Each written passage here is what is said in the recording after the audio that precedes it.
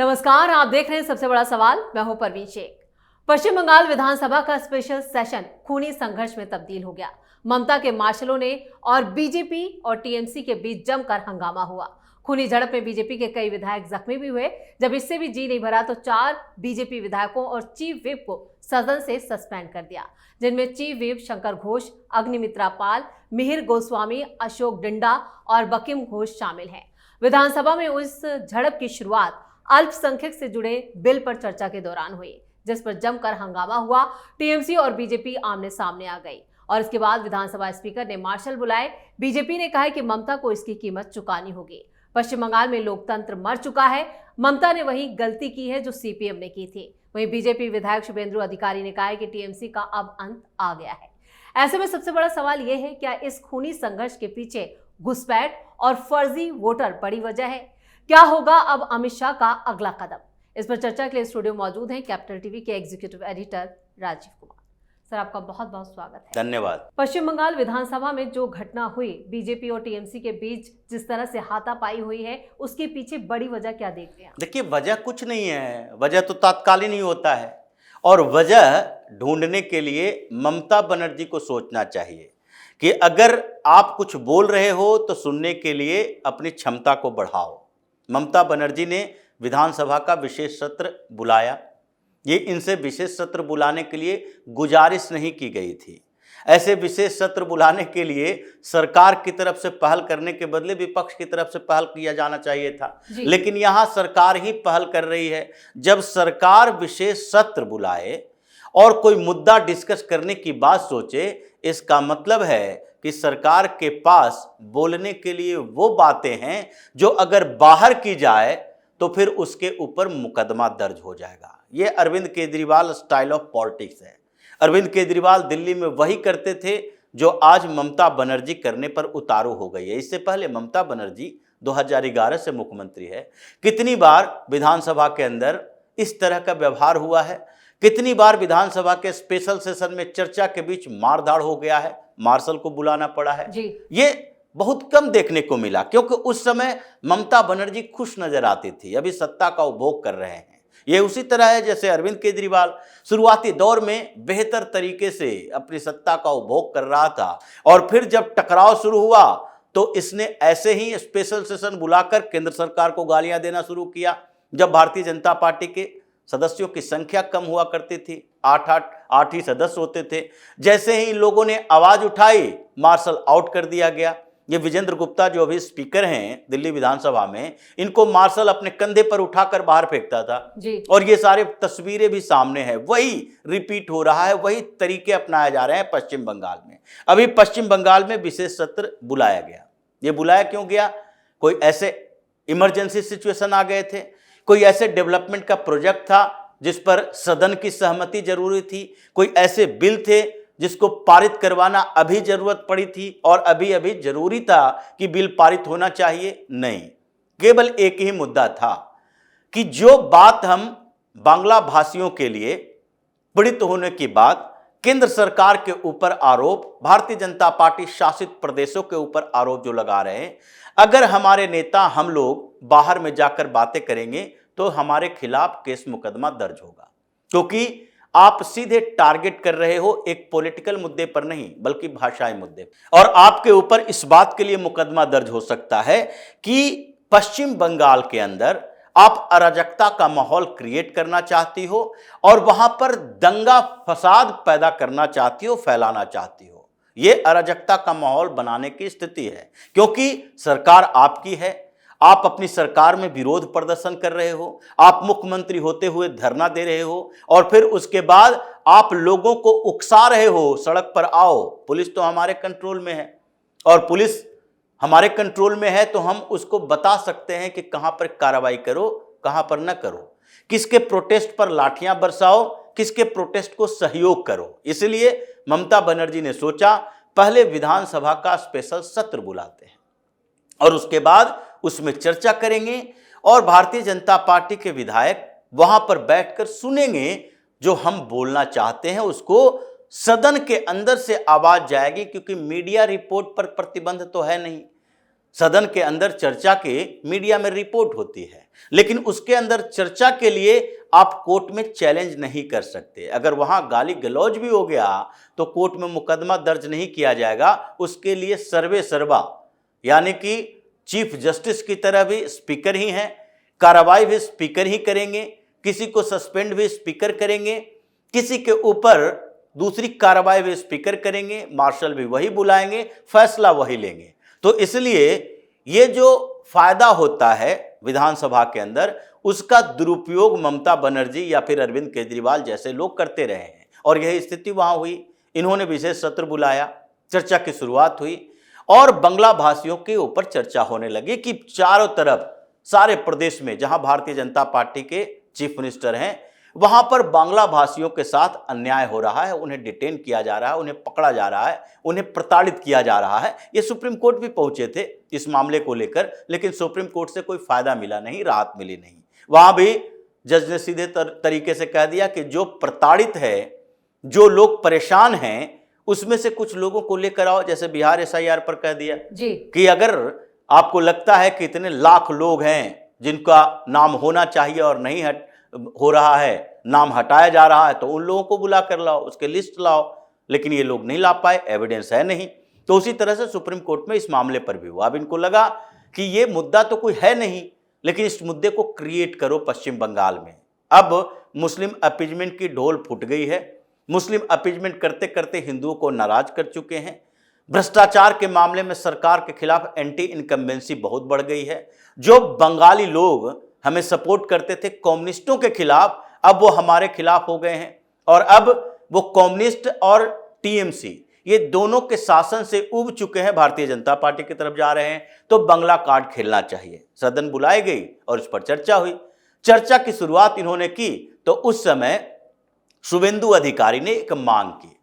ये कोई ऐसी बात नहीं थी, सदन के अंदर विधानसभा है तो नेता प्रतिपक्ष होने के समय उनको भी अपने कोई मुद्दों पर चर्चा की मांग करने के लिए होना चाहिए और ये अधिकार उनके पास है। अगर ये अधिकार उसको नहीं देते हो तो फिर यहां पर दिल्ली में बैठकर संसद के अंदर राहुल गांधी को रोको और बोलो कि राहुल गांधी ये क्यों कहता है माइक बंद कर दिया गया, हमें बोलने का अधिकार नहीं दिया गया, हम नेता प्रतिपक्ष हैं, हम विपक्ष की आवाज हैं। तो वहां भी तो विपक्ष की आवाज है। सरकार का मतलब केवल केंद्र में नहीं होता, राज्य की सरकार भी सरकार ही होती है और वहां भी नेता प्रतिपक्ष ही होता है। इसलिए शुभेंदु अधिकारी ने कहा कि ब्रत्य बसु शिक्षा मंत्री है, इसने भारतीय सेना का अपमान किया है, इसके ऊपर भी चर्चा कर लो।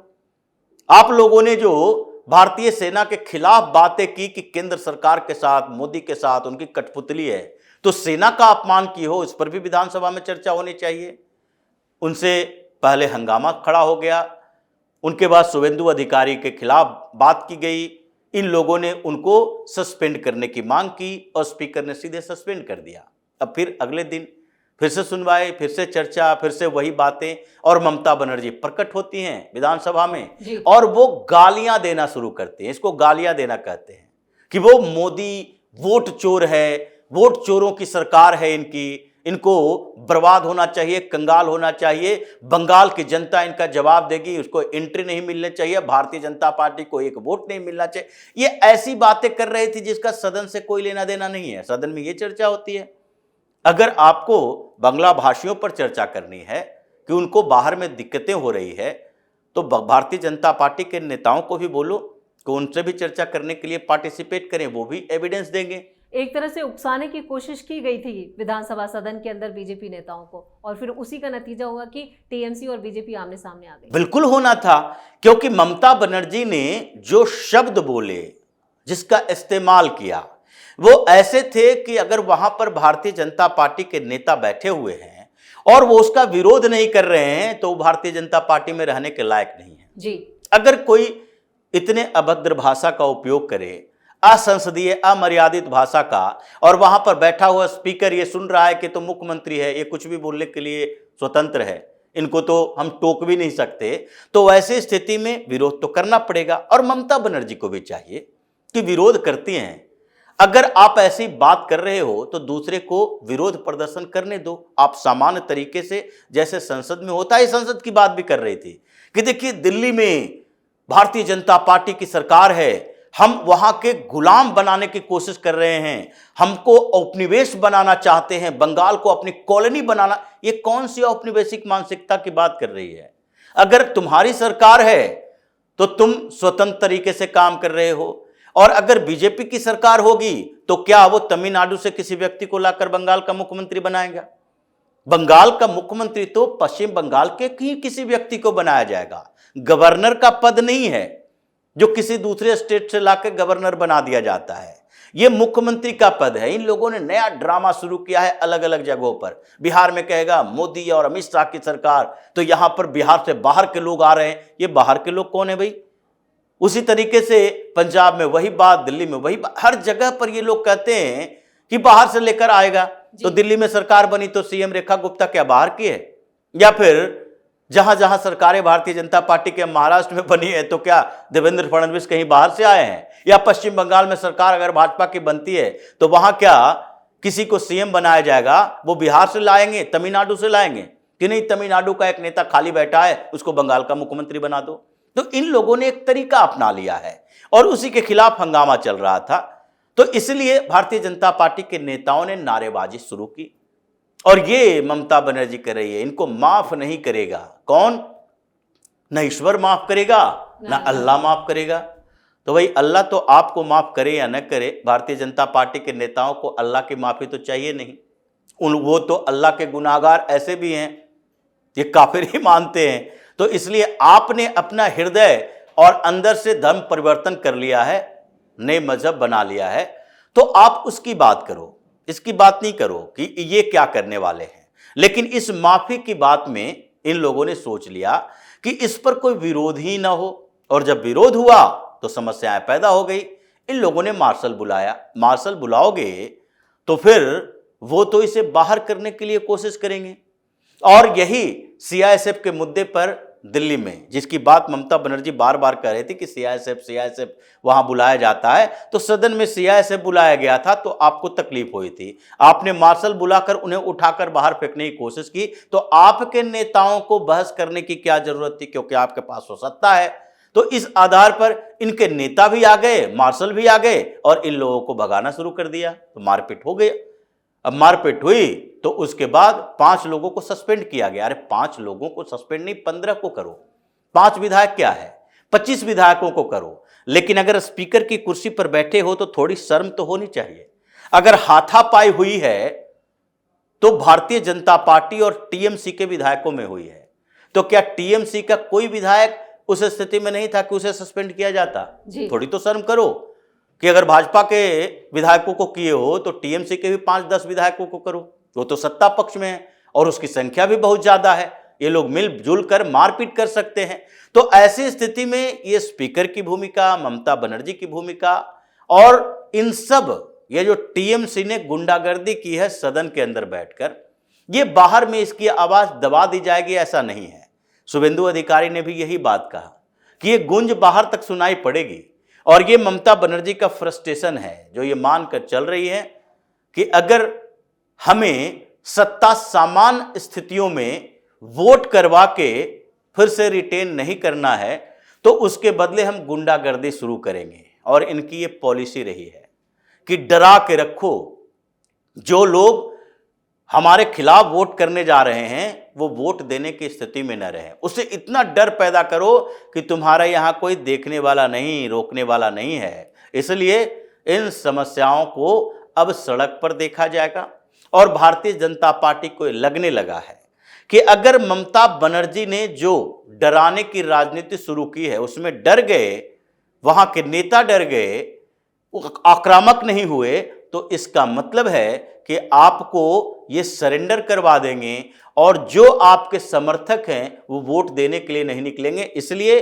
अब फाइट टीएमसी और बीजेपी के बीच है, जिसके बाद ये फाइट आगे बढ़ेगी और ममता बनर्जी को पता चलेगा कि अगली बार जो चुनाव होने वाला है उससे पहले इनके फर्जी वोटर, इनके फर्जी गुंडे और इनकी फर्जी पुलिस, ये सब मिलजुल कर इनको सत्ता पर बनाए रख पाते हैं, या फिर ये सत्ता इनके हाथों से फिसल जाती है।